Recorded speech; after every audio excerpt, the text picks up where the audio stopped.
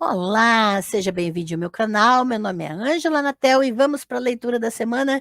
Sim, vamos para a leitura deste livro aqui, Rebeldes e Marginais, Cultura nos Anos de Chumbo, 1960 a 1970, da Heloísa Teixeira, ex-Heloísa Buarque de Holanda. Quero ler primeiro atrás da capa, né, para apresentar a obra e eu vou ler um trecho dentro dela.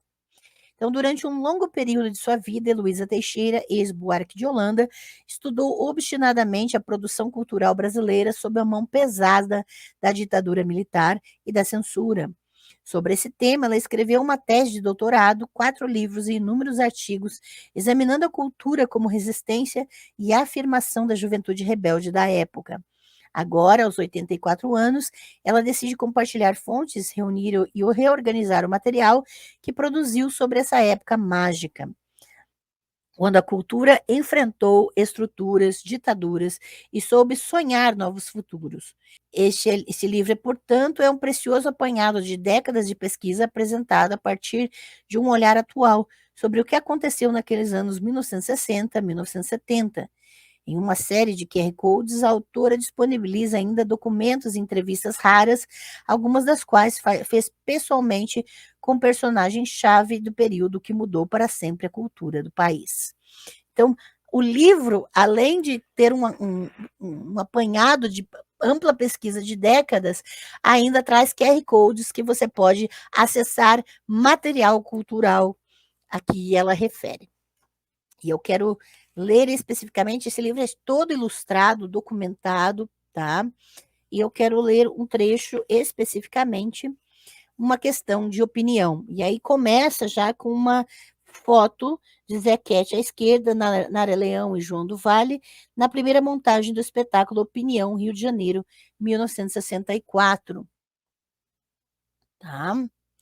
Então vou ler esse trecho chamado Uma Questão de Opinião.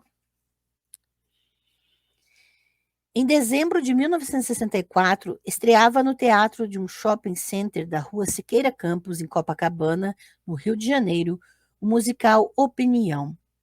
2 compositores de origem popular, Zequete, carioca nascido e criado no Morro da Mangueira, e João do Vale, maranhense de Pedreiras, subiam ao palco em companhia de Nara Leão, musa da Zona Sul carioca e da Bossa Nova, para dar início a uma temporada que se tornaria um marco na cultura pós 1964.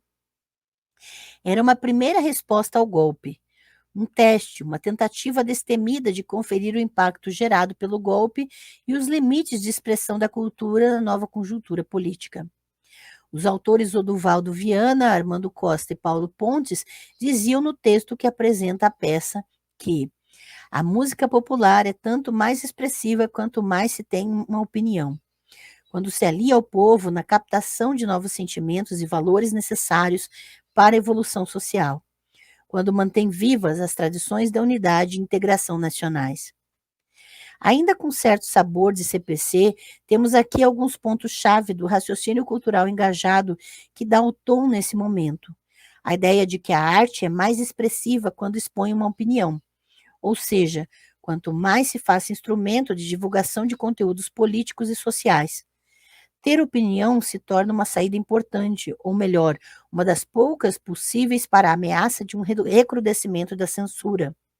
A fantasia de um tanto problemática de uma aliança do artista com o povo, representada pelos 3 artistas do palco, mostrada ao show como a fonte autêntica da cultura e certo nacionalismo de indisfarçável sotaque populista, davam um clima da oposição naquele período.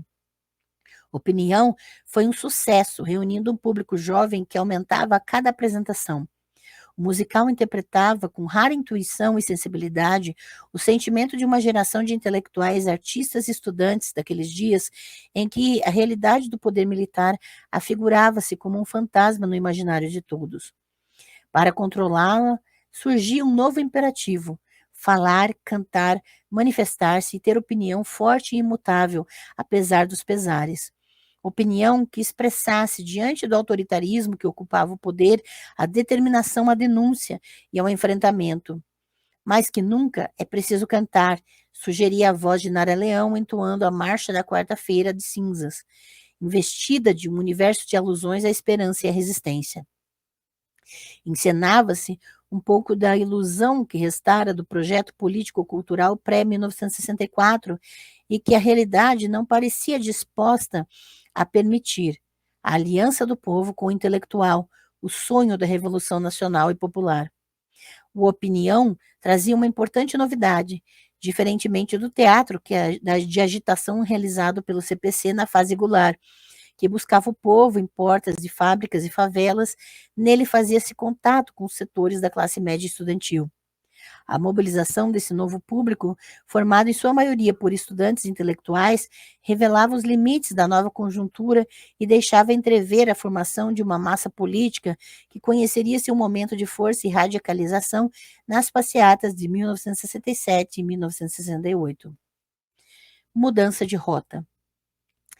Tomavam forma nos pontos de encontro, entre os quais o espetáculo Opinião era obrigatório, certos signos de uma cultura do protesto.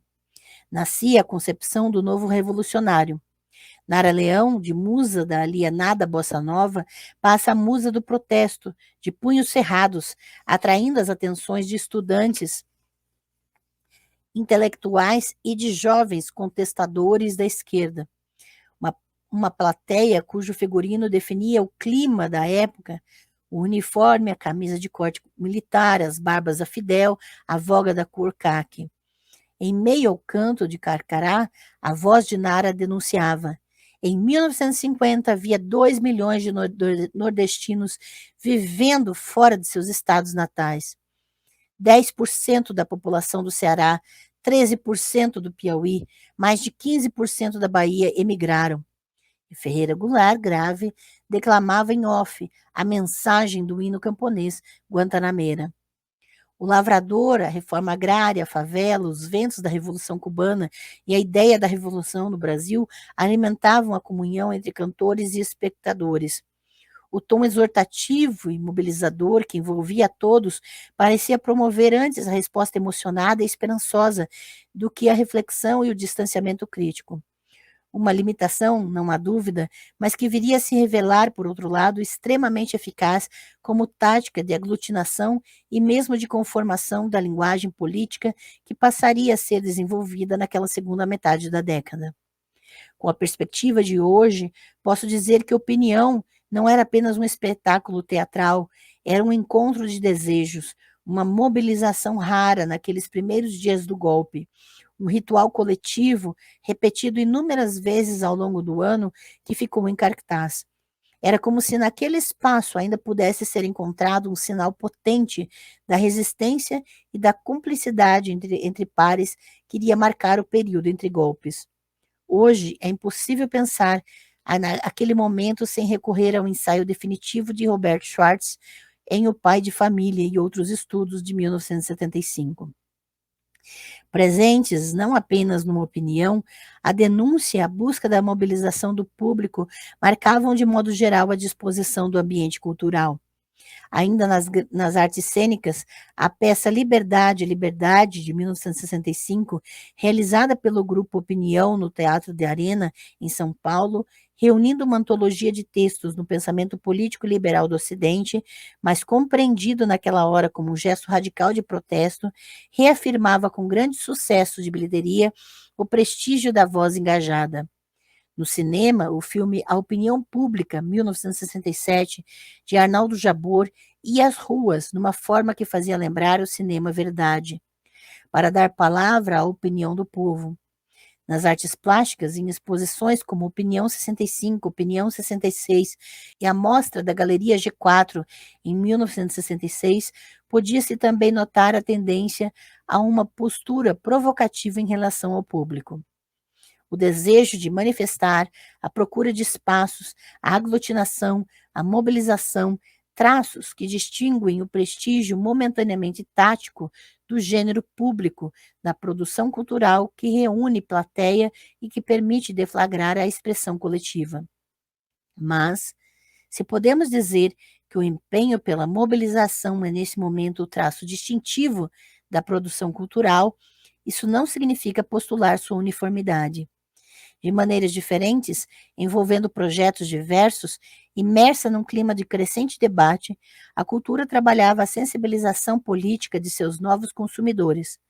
Se o engajamento exacerbado e muitas vezes quase ingênuo da produção influenciada pelo CPC fazia furor entre estudantes e intelectuais de esquerda, outras tendências começaram a conquistar espaço, colocando questões que a preocupação imediata com conscientização tendia a negligenciar. A modernidade, com seus temas e seus desdobramentos estéticos e políticos, que estivera presente nos trabalhos das vanguardas dos anos 1950, especialmente no movimento da poesia concreta, seria de certa forma retomada e redimensionada na tentativa de trabalhar novas linguagens que levassem em conta a intervenção política e marcaria a presença de novos interlocutores no debate cultural. E aqui fica um trecho pequeno desta obra fundamental da história da cultura brasileira, um trabalho excepcional sobre esse momento da história, né, 1960 a 1970, e eu escolhi esse trecho chamado, né, Uma Questão de Opinião, se referindo à obra, né, de teatral Opinião, exatamente porque hoje em dia opinião é o que mais tem, mas não nesse sentido aqui. Opinião, hoje, é como se fosse sobre qualquer coisa, sobre qualquer trivialidade da vida. Mas uma opinião engajada, livre, que pode colocar-se contra o sistema hegemônico, é do que precisamos neste momento. E aí, com isso, eu quero recomendar essa obra fantástica e necessária da Heloísa Teixeira, para que nós possamos fazer a nossa própria história com opiniões, opiniões fundamentadas e revolucionárias. Fica aqui a dica da leitura da semana. Ótimas leituras e até a próxima.